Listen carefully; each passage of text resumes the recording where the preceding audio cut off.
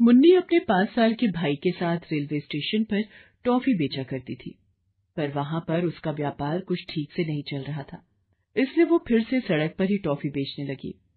थोड़ी दूरी पर एक पिज्जा के ठेले पर बहुत सारे लोग पिज्जा खा रहे थे। मुन्नी ने ये देखकर, भला यहाँ इतने सारे लोग बैठकर क्या खा रहे हैं, ये क्या है? ये सोचकर मुन्नी उससे पिज्जा खरीदकर खाने लगी। उसे वो बहुत स्वादिष्ट लगा। अरे वाह, ये तो बहुत स्वादिष्ट है, ना जाने इसे कैसे बनाते हैं। ऐसा सोचते हुए अपने भाई को भी खिलाकर वो वहां से घर चली जाती है। अगली सुबह भाई ने अपनी बहन से खाना मांगा, तब मुन्नी उससे कहती है, रुक जा मेरे भाई, तेरे लिए ही तो खाना बना रही हूँ।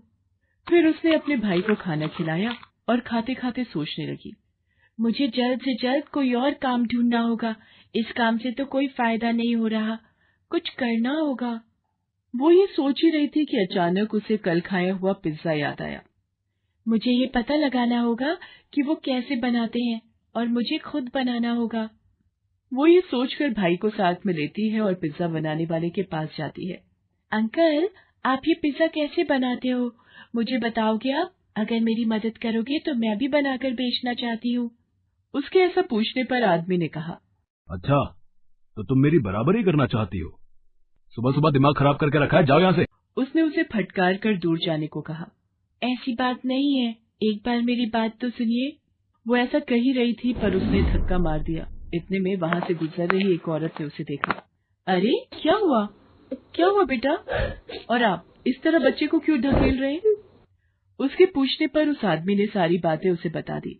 तब उस औरत ने कहा, आप भी हद कर रहे हैं, वो लड़की अपना गुजारा करने के लिए ही आपसे मदद मांग रही है, पर आप छी। उस दुकानदार को डांटकर वो औरत उस लड़की को लेकर दूर कहीं जाती है और उससे कहती है, बेटा क्या तुम्हारे इस दुनिया में कोई नहीं है, और ये लड़का किसका है? ये मेरा भाई है, और हमारे माँ और बाबूजी का हाल ही में देहांत हो गया था, तब से हम दोनों ही रेलवे स्टेशन पर टॉफी बेचते हैं, पर मेरा व्यापार ठीक से नहीं चल रहा, नुकसान ही नुकसान हो रहा है, मेरी समझ में कुछ नहीं आ रहा है। बस कल मैंने ये देखा था, यहाँ बहुत लोग पिज्जा खा रहे थे, इसीलिए पिज्जा बनाने की विधि जान रही थी, पर वो मुझे डांट रहे हैं।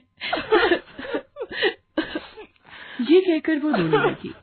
ओहो हो, ठीक है बेटा, चिंता मत करो, ये मोबाइल रख लो, इससे तुम जो चाहे सीख सकती हो। इसमें देखकर तुम पिज्जा बनाने की विधि जान लेना, फिर खुद का व्यापार शुरू कर सकती हो। इस पर मुन्नी ने हामी भरी। मुन्नी ने उस औरत के दिए हुए मोबाइल से पिज्जा बनाने की विधि अच्छे से सीख ली। मुन्नी ने घर पर पिज्जा बनाने की विधि शुरू की। पहले 4 बार पिज्जा ठीक से नहीं बना, बहुत ही बेस्वाद बना था, पर उसने हार नहीं मानी और कोशिश करती रही, तो 5वां पिज्जा बहुत अच्छा बन गया। मुन्नी बहुत खुश हो गई। सुन भाई, अब ये पिज्जा बहुत अच्छा बन गया, अगर ये पिज्जा का काम चल गया तो समझो अपनी जिंदगी सुधर गई।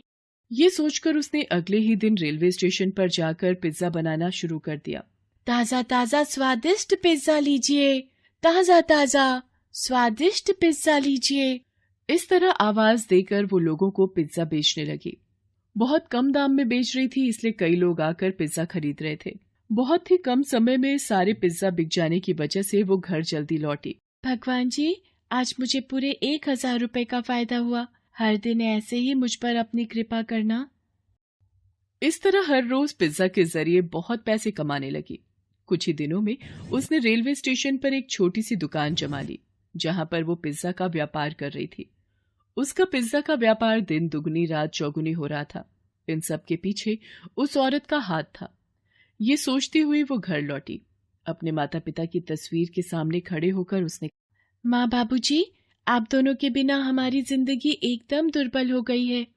आज हम 3 वक्त की रोटी खा पा रहे हैं तो इन सब के पीछे उस औरत का हाथ है। उनका उपकार मैं कभी नहीं भूल सकती।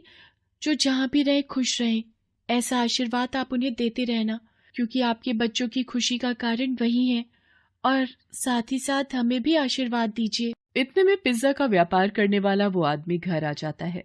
ए लड़की, आज के बाद तू पिज्जा का व्यापार नहीं करेगी, और अगर ऐसा किया ना तो तुझे और तेरे भाई को मार दूंगा। क्यों भला? मैं आपकी बराबरी में ठेला थोड़ी लगाती हूँ, मैं तो रेलवे स्टेशन पर पिज्जा बेचती हूँ। तुमने वहां पर शुरू किया है, इसीलिए तो कोई मेरे पास से पिज्जा नहीं खरीद रहा है। इतने में मुन्नी की सहायता करने वाली वो औरत भी वहां पर आई। तुम ऐसा ही कुछ दुस्साहस करोगे, ये मैं जानती थी, इसीलिए मैं मुन्नी पर हमेशा नजर रख रही थी। तेरा कहा मैंने सब रिकॉर्ड कर लिया है, पुलिस को इसका सबूत दे दूंगी। अरे नहीं नहीं, ऐसा कुछ मत करना, मैं कुछ नहीं करूंगा, मैं जा रहा हूँ। ऐसा कहकर घबरा कर वो वहां से भाग गया। मुन्नी रोते हुए उस औरत के गले से लग जाती है। बेटा, तुम्हें घबराने की कोई जरूरत नहीं है। तुम्हें जब भी जरूरत हो मैं यहीं पास में रहती हूँ और सब ठीक हो जाएगा। मैं चाहती हूँ तुम्हारा बड़ा नाम हो। इस तरह उस औरत ने धीरज दिया। मुन्नी बहुत खुश हुई। जैसे उसने कहा था, सच में मुन्नी का बहुत अच्छा नाम हुआ। इतनी छोटी उम्र में पिज्जा का व्यापार करने वाली ये एक लड़की थी, इसलिए न्यूज में भी उसका नाम आ रहा था। मुन्नी इन सब से बहुत खुश हो रही थी। उसे आगे बढ़ता देख उस औरत को भी बहुत खुशी मिली। इस तरह मुन्नी को उसकी मेहनत का फल मिल गया।